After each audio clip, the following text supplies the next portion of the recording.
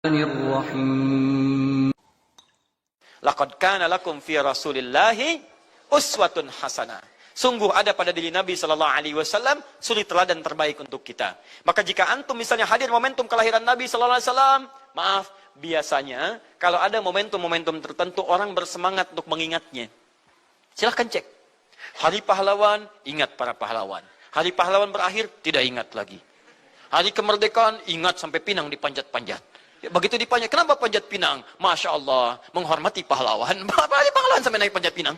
Luar biasa. Ada yang tarik tambang, ya, menghadirkan energi para pahlawan. Antum bisa bayangkan, momentumnya ada. Begitu hilang itu semua, tiba-tiba hilang lagi kemudian ingatan kita. Artinya, selalu ada momentum untuk mengajak kita mengingat sesuatu. Begitu Ramadan, ingat lagi amalan. Hilang Ramadan, hilang lagi kemudian amalan. Nah, jadi apa yang terbaik dihadirkan? Ketika ada momentum itu, maka para ulama kemudian mencoba untuk menampilkan nilai-nilai tadi untuk mengembalikan kita pada tuntunan Nabi sallallahu alaihi wasallam. Maka ditulislah kemudian sirah-sirah Nabi, disampaikan untuk mengenalkan Nabi Muhammad sallallahu alaihi wasallam. Mumpung mereka ingat, disampaikanlah pengajaran-pengajaran tentang Nabi. Disampaikan ada pujian-pujian salawat kepada Nabi. Kalau yang dimaksudkan tentang nilai-nilai ini, maka dari dulu sudah ada. Sudah ada. Dan yang sudah ada ini tidak dibatasi dengan waktu. Bukan muncul Rabiul Awal saja. Rabiul Awal ke Safar, datang lagi itu. Safar sebelumnya Safar, Rabiul Awal, kemudian ke Rabiul Akhir, muncul itu. Ke Jumada, muncul itu. Jadi maulid itu tidak dibatasi dengan waktu. Setiap waktu itu maulid. Maulud tidak dibatasi dengan waktu. Setiap waktu itu maulud. Tapi kalau ada momentum bersamaan dengan waktu kelahirannya, kemudian kita hidupkan untuk mengenal kepada Nabi, dalam bentuk yang tadi disunahkan dalam Al-Quran dan Sunnah, itu tidak ada masalah. Yang ada masalah itu adalah ketika menghadirkan hal-hal yang bertentangan dengan Al-Quran dan Sunnah Nabi Sallallahu Alaihi Wasallam. Misal, maaf, dulu orang sudah terbiasa mengkaji tentang Nabi, menyampaikan risalah Nabi. Kemudian diisi misalnya, maaf, dengan hal-hal yang bertentangan dengan keadaan-keadaan Nabi. Misal, saya ingin mengajarkan tentang Nabi, tapi ketika mengajarkan tiba-tiba mengatakan, pada saat ini Nabi pun datang bergabung bersama kita. Itu yang tidak kita sepakati. Jelas ya? Misal yang kedua, antum nih, mohon maaf, kerja di instansi. Bertepatan dengan Maulid Nabi, kita adakan peringatan. Padahal antum cuma ingin mengeluarkan anggaran saja dari situ. Itu bid'ah. Bid'ah. Mengeluarkan anggaran, sekedar hanya ingin dapat anggaran untuk dalam momentum Maulid Nabi, itu yang bid'ah. Maulid bukan makan-makan. Jadi kalau antum mengadakan Maulid Nabi hanya sekedar untuk makan-makan, itu yang bid'ah.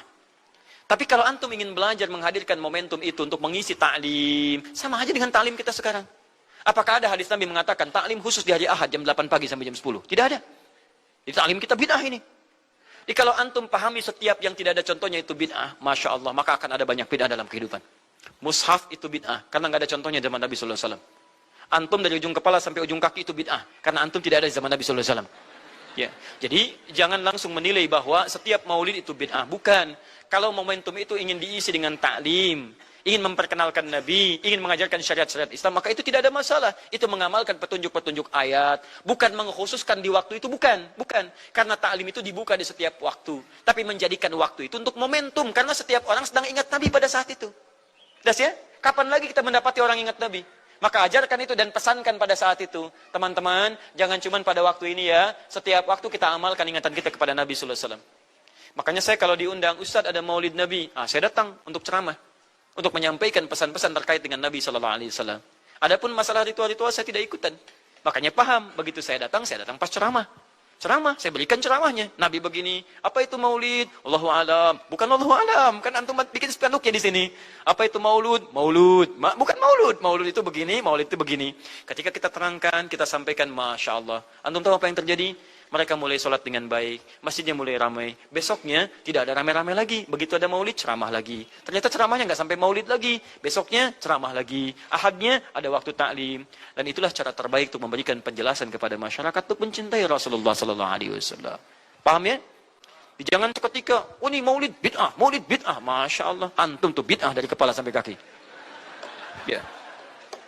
Saya luar biasa kesal. Kadang ada orang bikin perbandingan begini. Maulid Nabi, maulid. Zaman Nabi tidak ada coret. Zaman sahabat tidak ada coret. Zaman tabi'in tidak ada coret. Zaman ini ada. Lalu diserupakan yang ikut-ikut ke sini. Antum kalau mengamalkan hukum seperti ini fatal. Zakat pakai beras. Zaman Nabi coret. Zaman sahabat coret. Ya, zaman tabi'in coret. Zaman ulama, coret. Zaman antum, ada bid'ah antum. Cara menyimpulkan hukum bukan seperti ini. Lihat turunannya, lihat dalilnya, lihat pemahamannya, lihat turunan-turunan fikihnya. Ya, bagaimana bisa zakat pakai beras jadi? Padahal contoh nggak ada. Dalil nggak spesifik. Ayo coba temukan. Nabi zakat pakai beras. Temukan. Kalau antum menemukan, Masya Allah, saya bermohon kepada Allah supaya Allah mempercepat hajinya antum dan masuk surga tanpa hisab. Tiap hari saya doakan. Tidak cukup dengan amin, cari dulu. Cari di setiap hadis Nabi zakat pakai beras. Saya sampaikan pada antum, sampai kiamat kurang 2 hari, antum gak akan temukan. Sehari lagi buat sadar, ngapain nyari? Ya. Karena Nabi tidak pernah bersentuhan dengan beras. Silakan cari di kitab hadis palsu pun, sepalsu-palsunya nggak akan ditemukan. Capek pemalsu hadis mengarang hadis palsu tentang itu. Nggak akan didengar, nggak akan dilihat. Kenapa? Karena tidak ada. Ya, kata Muawiyah, hadza irqun, itu makanan pokok. Nabi zakat pakai kurma, pakai gandum. Ya, lihat, karena itu makanan pokoknya. Makanya setiap makanan pokok yang digunakan, kata para ulama, mendekati kaidah usul fikihnya. Lihat, kaidah usul fikih diambil di sini. Setiap yang punya keserupaan dengan itu, sekalipun teksnya tidak jelas langsung menunjuk, itu ada isyarat, namanya qarinah namanya. Kalau ada isyarat menunjukkan kepada itu, maka boleh digunakan sebagai alternatif lain dari makanan pokok yang tidak didapati di masa kita dengan generasi yang berbeda. Tapi kalau makanannya sama di setiap generasi, dia zakatnya pakai itu. Makanya orang Arab sampai sekarang pakai kurma, ada yang pakai gandum. Kita makanan pokoknya bukan itu. Antum makanan pokoknya apa? Beras, Masya Allah, beras. Baik pemirsa, beras itu makanan pokok bagi hewan yang bertembolok ya. Ayam, bebek itu beras. Baik, makanan kita nasi. Dan nasi bersumber dari beras. Baik, nasi bersumber dari beras. Jadi kalau kita ingin zakat pakai beras, boleh tidak? Nah, lihat bagaimana cara pendekatannya. Dalil belum ditemukan aslinya. Seperti maulid tadi, menyikapi dengan taklim macam-macam, nggak ada nas aslinya. Tapi korinahnya ditemukan, sama-sama makanan pokok, sama-sama taklim, sama-sama meminta untuk ikut ajaran, sama-sama mereka ingat tentang Nabi SAW. Maka semua hukum itu kita terapkan, jadilah hukum terapan dalam kehidupan kita. Paham? Dan itu tidak disebut dengan bid'ah. Jelas ya?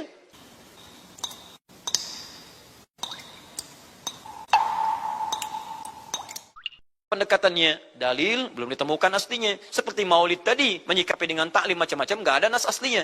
Tapi korinahnya ditemukan, sama-sama makanan pokok, sama-sama taklim, sama-sama meminta untuk ikut ajaran, sama-sama mereka ingat tentang Nabi SAW.